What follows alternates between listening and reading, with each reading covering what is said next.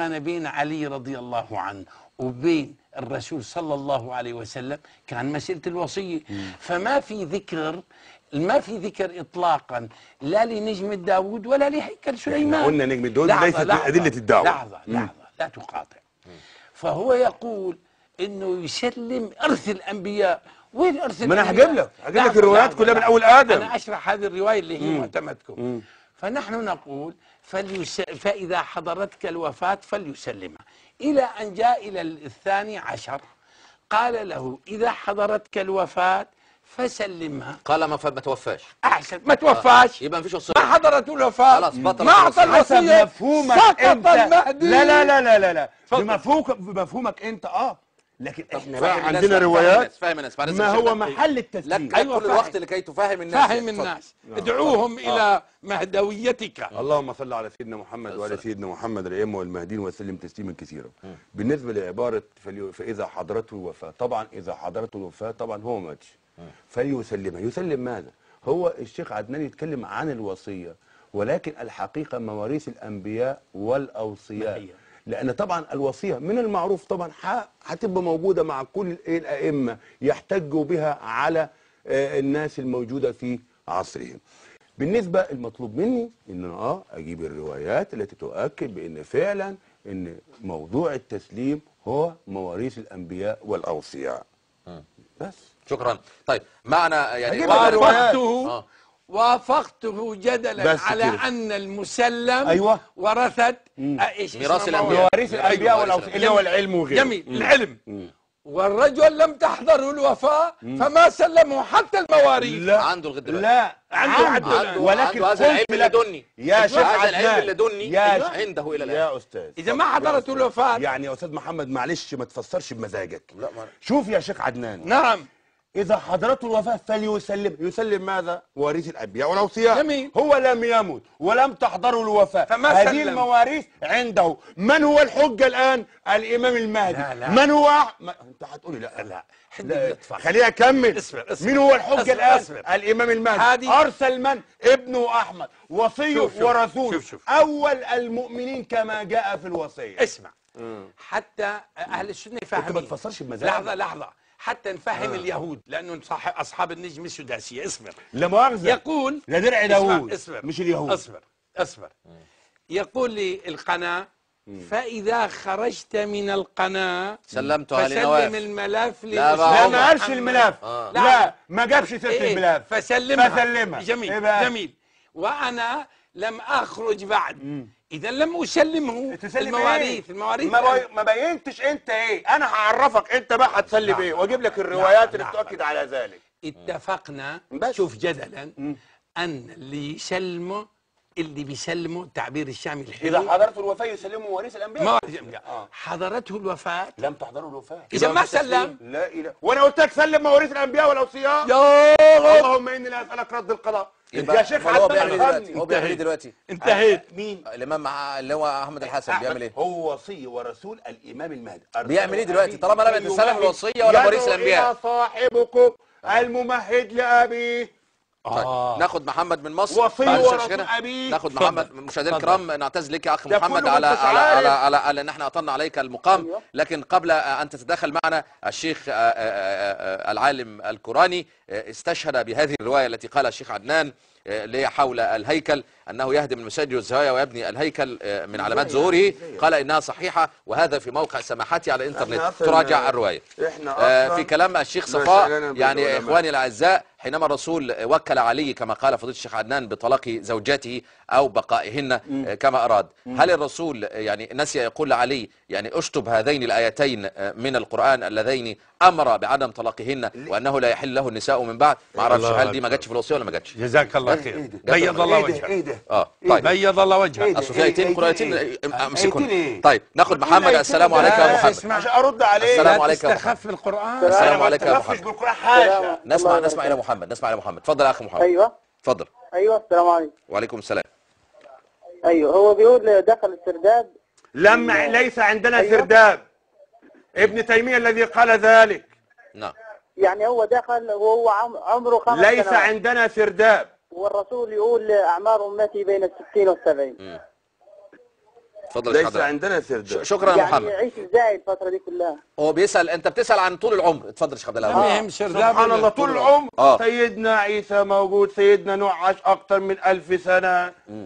الاعمار بيد الله سبحانه وتعالى. نعم. لا، ما هو الاعمار بيد يعني الله. ايه يعني؟ مش فاهم يعني. يعني ايوه الاعمار بيد الله. مشاهدينا الاعزاء، يعني الاعمار بيد الله مخالفه للسنن الكونيه، لابد ان يقام عليها دليل من كتاب الله. لا، هات لي دليل من كتاب الله ان المهدي قائم حي يرزق. هات لي انت دليل من كتاب الله ان المهدي مذكور في القران باسمه. موجود. اتفضل هات خد لي. الدليل. اتفضل. اتفضل. هات لي المهدي باسمه. شوي اتفضل. شوي. اتفضل.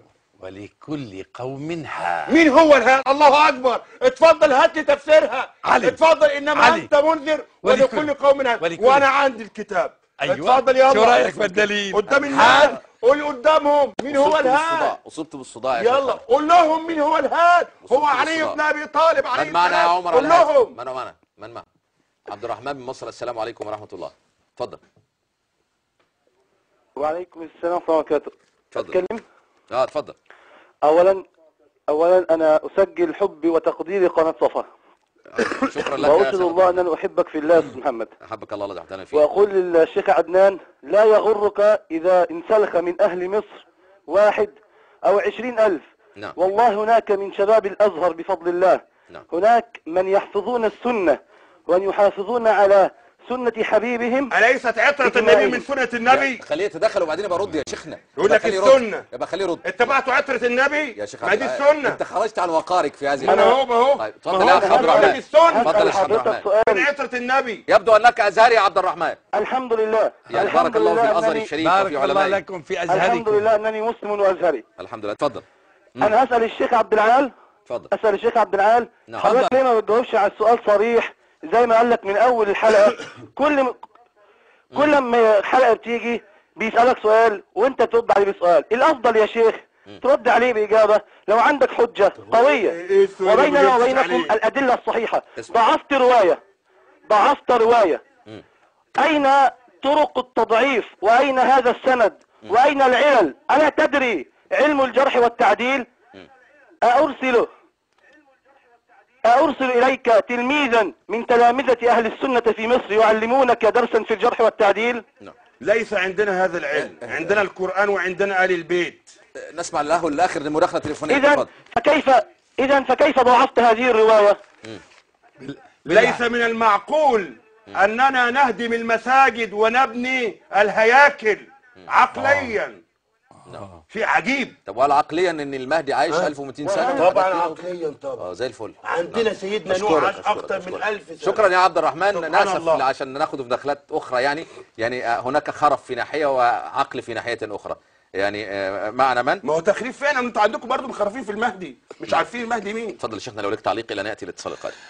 أقول أيها الإخوان ينبغي أن تصبروا، وأنا أنصح هذا الأستاذ أن يترفع عن هذا الأسلوب لأنه يضر دعوته.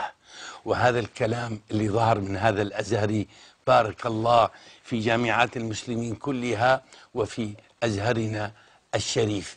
لاحظوا حتى مسألة الآيات التي أراد أن يذكرها الأستاذ محمد كاد أن يقدح به.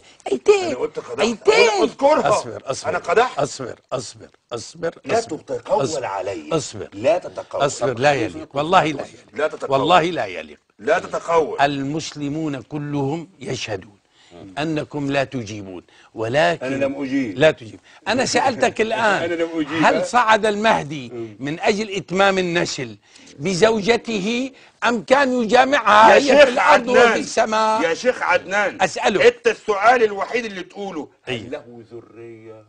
آه. أين الأدلة؟ لكن في ده اللي تسألهولي. لحظة شوي، لحظة يا حبيبي. ما هو المقصود فليسلمها؟ ده اللي تسألهولي. أيوة ما تقعدش تلف أصبر. وتدور. أيوة صح ده جميل. نصيحة أقبلها بصدر رحب، وأسأل الله عز وجل أن يعينني ما ألف اللهم ولا آمين ألف. يا رب. اسمع بقى. طب من مركز الدراسات التخصصية في الإمام المهدي، وهو مركز كبير في الكوفة، ونرجو من الإخوان الشيعة يتفقوا على عقيدة وبعدين يجوا للمناظرة. بالعكس نحن انتوا عندكم اهل السنه مختلفين فرق وجماعات. أصبر. ايه المشكله؟ أصبر. أهل السنة والجماعة أنا أتكلم عنهم كلهم، والآن أولهم مصر والشام والسعودية. أولا متفقون على أن كتاب الله كامل تام. واحنا عندنا كتاب الله كامل والله. تليفون عندنا كتاب الله كامل الحمد لله. حتى لا نطيل عليه واكمل فكرتك يا شيخنا. يعني قبل ان يعني يتدخل معنا الاخ محمد من السعوديه، شركه ادنى راعيه هذا البرنامج يعني بارك الله لهم في يعني بضاعتهم، تعرض 1,000,000 ريال سعودي لمن او للشيخ عبد العال تحديدا سليمه، اذا ما جاء بدليل أو ما يثبت أن العلامة محمد بن عبد الوهاب كان يتمتع ويشرب الخمر، أو دليل أن أهل السنة يكفرون بدون دليل. لا 1,000,000 ريال لكل شيعي يأتي بهذه الأدلة. مذكرات مستر هنفر اكتبوا المبايعة للمهدي أعزائي المشاهدين 80% سنة 20% شيعي. هذا التصويت على مبايعة محمد بن عبد الوهاب وهو بيقول له أنت بتكفر المسلمين. يا محمد كتاب اهو. مين؟ العلامة الشيخ سليمان ابن عبد الوهاب النجدي. سنأتي رد على أخوه فاضح أخوه. وأنا أضيف لشركة أدنى 1,000,000 آخر طبعا. أسأل الله أن يبارك لكم في أهلكم ومالكم وكل من يساهم في دعم قناة صفا. اصبر و1,000,000 آخر، اسمع، 1,000,000 آخر لمن يثبت أن زوجة المهدي صعدت معه أم بقيت في الأرض. أنت مسكتني صعدت طبعا حيار الوثيقة تفضل. ما معنى فليسلمها؟ أنا أجيب لك الروايات والأدلة. لا يعدو أن يكون المهدي بشرا ويجامع كالبشر. هي على موجودة قدامك الشيخ عبد العال، اقرأ. لا يعدو، لا هذا ما أقرأ أنا، أقول جوابا. لا يعدو أن يكون المهدي بشرا من البشر فيجامع أهله كما يجامع البشر. طبعا. فإذا كان في السماء يلزمكم أن زوجته صعدت معه إلى السماء، وإن كان هي في الأرض. يعني لحظة، هو قال هكذا، أصبر لا تقاطع. وإن كانت في الأرض فيلزم على الأقل في الأسبوع أن ينزل مرتين. المهم. طب الولد سماوي ولا أرضي؟ والله هذه بقى شوف، يعجز علماء الأزهر عن الإجابة عن سؤالي. والإمام المهدي كيف يحيا في السماء؟ لا هذه بقى قضية أخرى. يعني بياكل بيشرب بيتغوط. وقد جاء الحق. شوف، نحن لما قال انه الشيعة نحن الحمد لله متفقون على كتاب الله وعلى واحنا الحمد لله متفقون. أصبر. سنة مين بقى؟ خليني اسمر. سنة مين؟ اصبر. اتفضل قول. عيب يا اخي والله. على البيت؟ انتوا بتتبعوا على البيت؟ لا يا بتتبعوا على البيت؟ من كلامي. بتتبعوهم؟ يا استاذ. تعرفهم؟ يا استاذ تعرف على البيت؟ اتفضل منك حاجة. والله مش عارفين نقول منك حاجة. انا برد عليه في كلامه. انا رأيي اذا بيستمر في هالطريقة. انا جالي السؤال اخواننا، أهل السنة في مغارب الأرض ومشارقها بكافة مذاهبهم وانتماءاتهم كلهم والحمد لله متفقون على حفظ كتاب الله، ومتفقون على البخاري ومسلم، ومتفقون على السنة بعامة، ومتفقون على الصحابة وعلى عدالتهم وعلى أزواج النبي صلى الله عليه وسلم، وكفى بهذا اتفاقا وشرفا. ونحن والحمد لله استنى ما اجاوب، استنى ما اكمل. ونحن والحمد لله نقر ونعترف بكتاب الله سبحانه وتعالى وبسنة النبي صلى الله عليه وآله التي وردت إلينا من قبل آل البيت سلام الله تعالى عليهم، والسنة الصحيحة عند أهل السنة، وأننا نقدر أمهات المؤمنين ولا نسبهم ولا نلعنهم ولا نلعن أي من الصحابة.